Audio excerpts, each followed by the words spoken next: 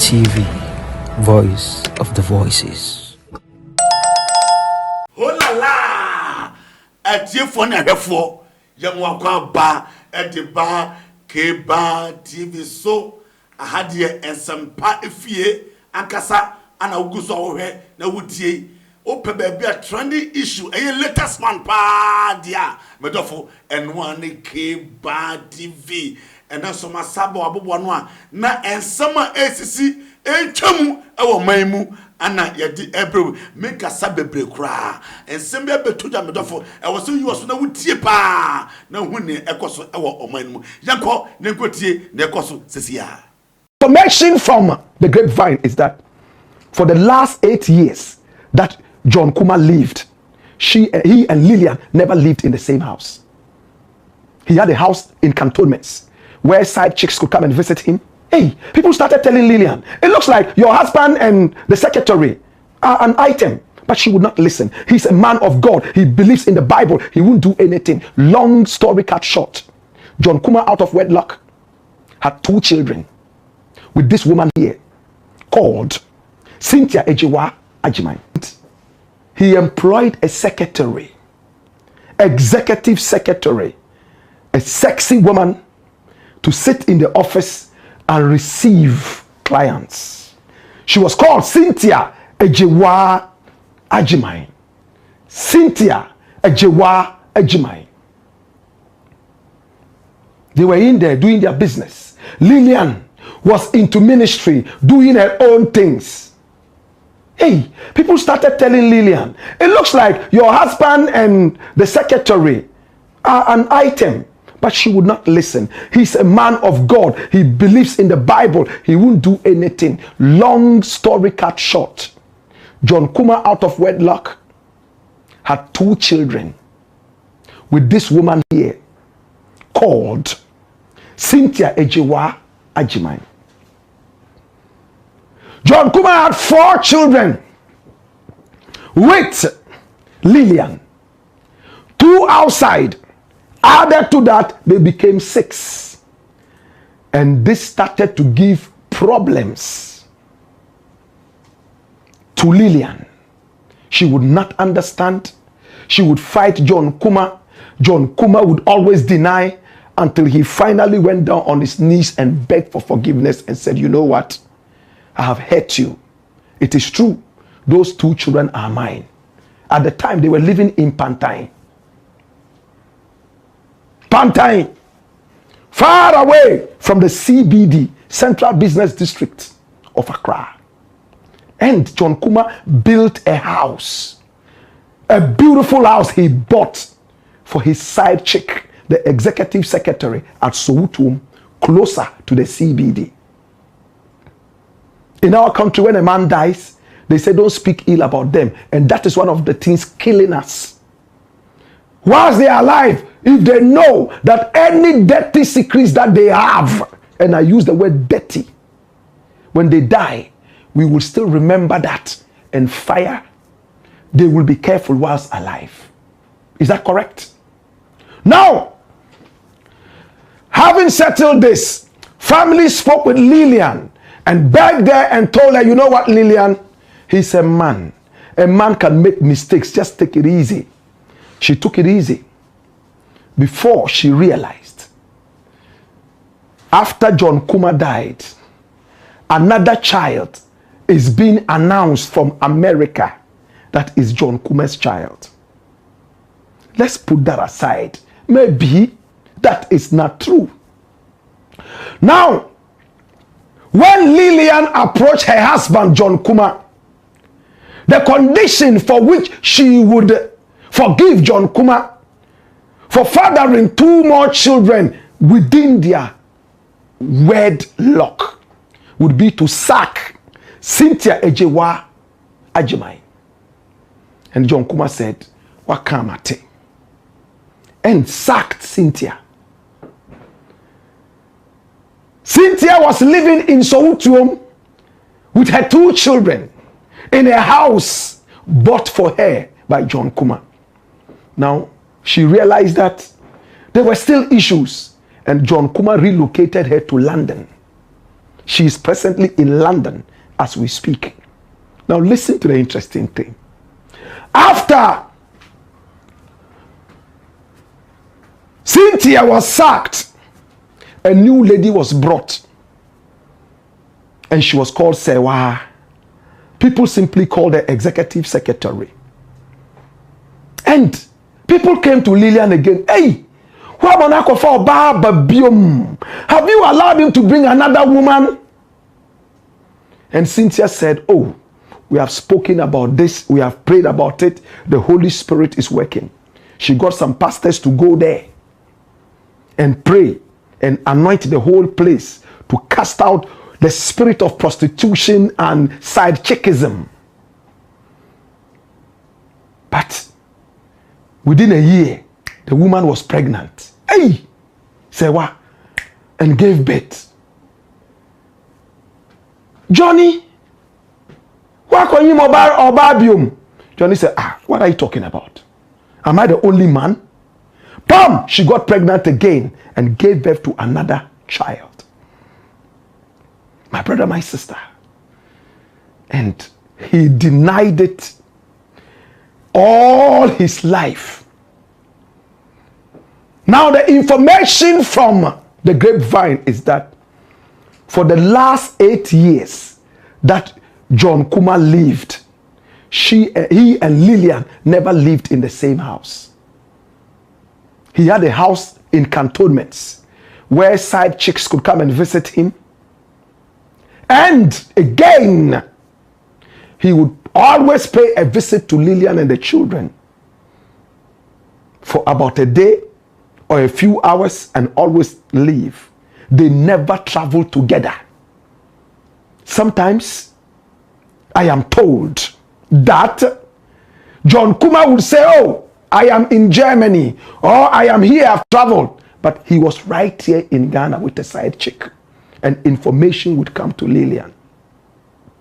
My brother, my sister, the only time they traveled together, from the information I have, my brother, my sister, was when John Kumah fell ill and was about to die, having been diagnosed by medical experts. And on his sick bed, as he was going, he asked for forgiveness from Lillian one more time and said, I know I've done a lot of bad to you. After I am gone, I'm sure you would hear other things that I couldn't tell you.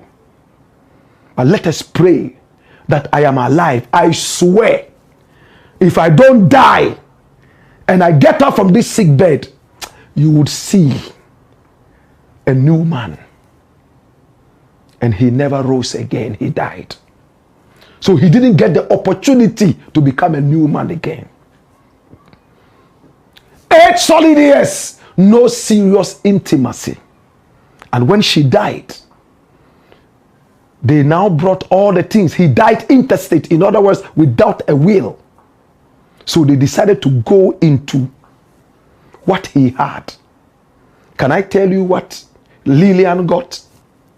Remember when we first told this story, I was extra careful when I asked you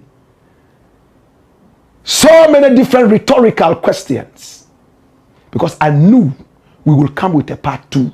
Now I've stopped telling people I'll do a part 2 before they realize there's a part 2. My brother, my sister, when John Kumah died, bam, the family brought everything John Kumah had. And for each of the 4 children, biological children of Lillian, a tipper truck, a new car was given. So they had 4 trucks, tipper trucks each. One had 1. So 4 of them had 4 tipper trucks. I beg your pardon. And Lillian herself got 1. No, 3. 3 tipper trucks. So in all, Lillian and her children had 7 tipper trucks. My brother, my sister, she also had some land.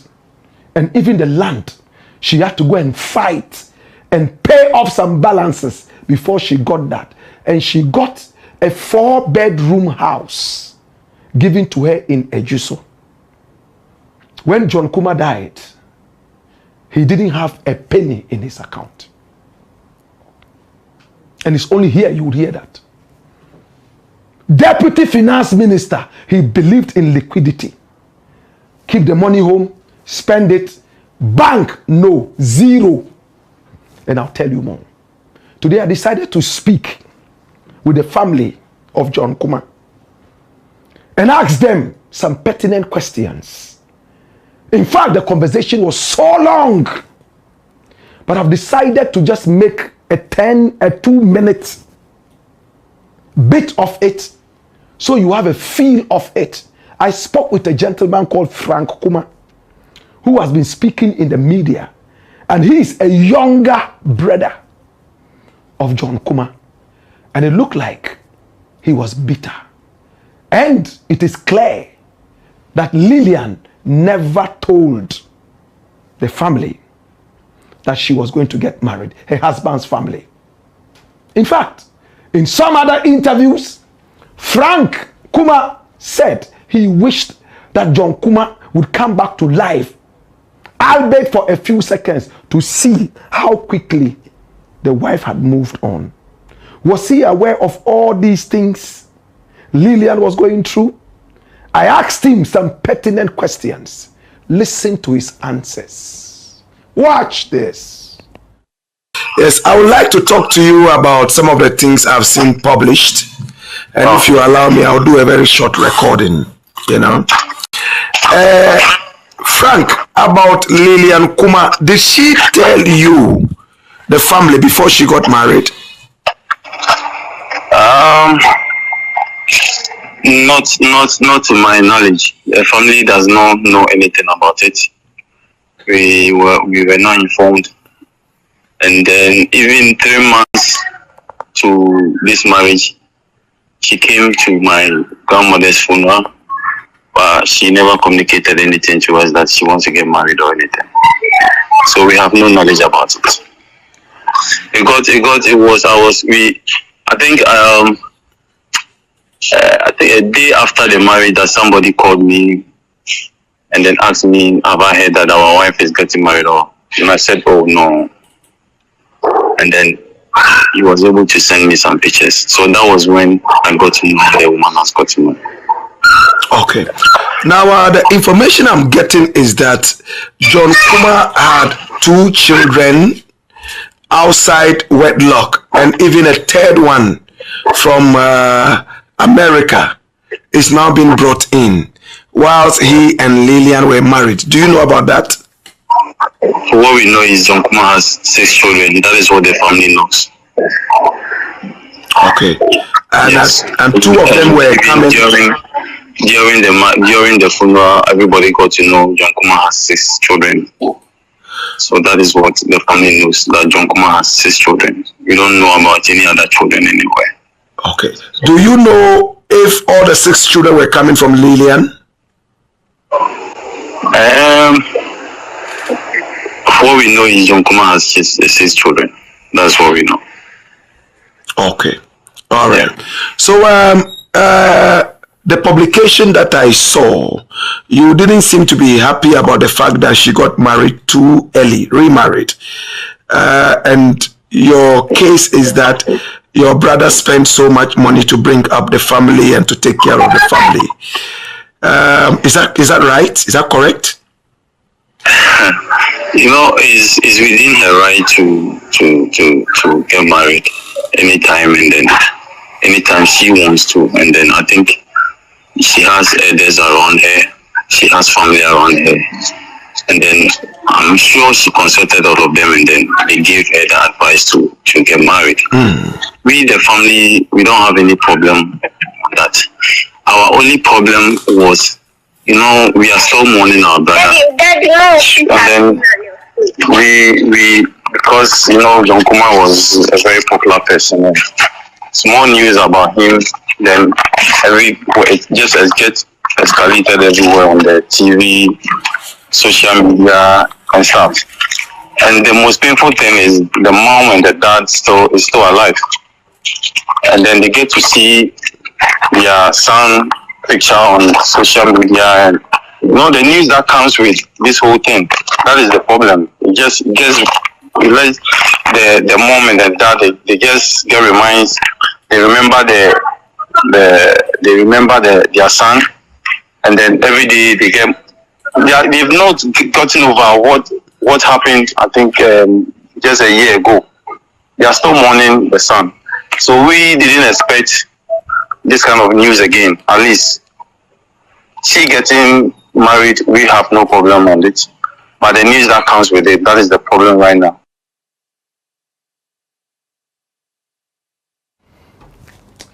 So the news coming with it is the problem. It's not really the marriage. But he still goes ahead to say that we are still mourning. She should have at least waited for the mourning period to elapse.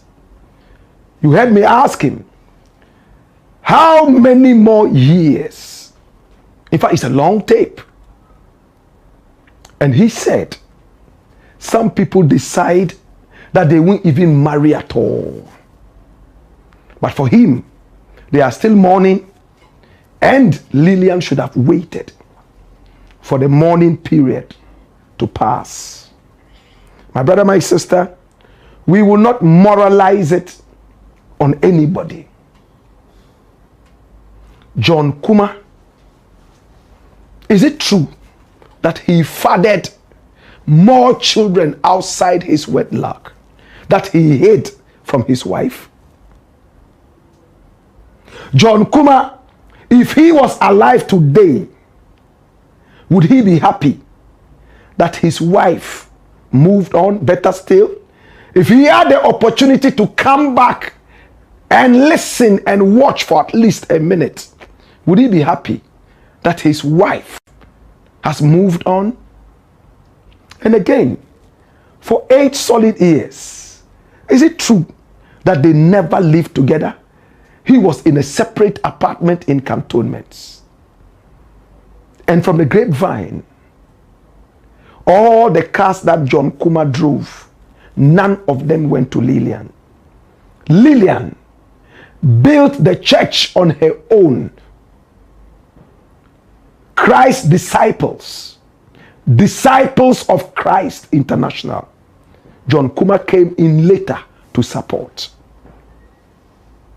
She also has the Disciples of Christ International School. That is fetching her money.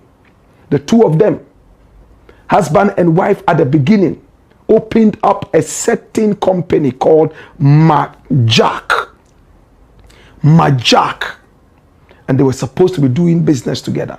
It took Alan Chirematin to bring John Kumah into the fold of politics. And from that time, he blossomed because he was a brilliant guy. Did he have problems with his wife? Were they almost divorced?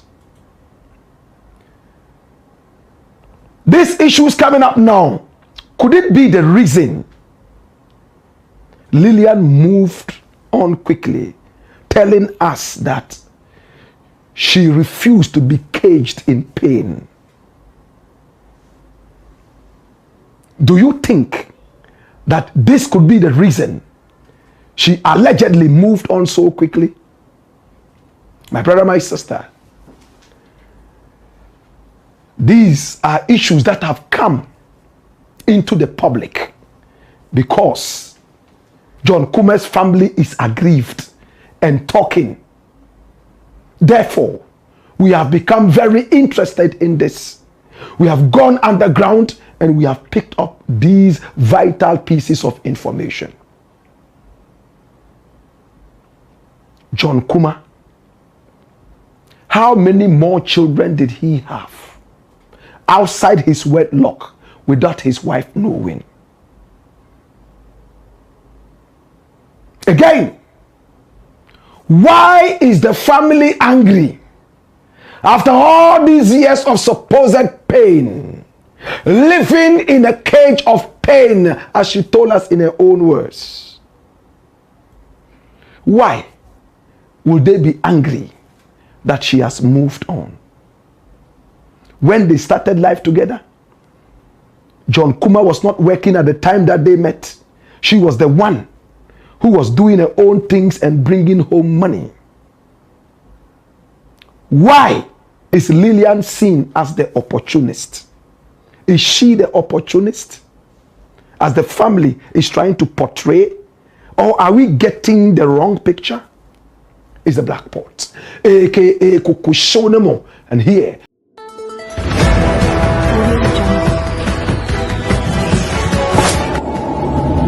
Keba TV, voice of the voices.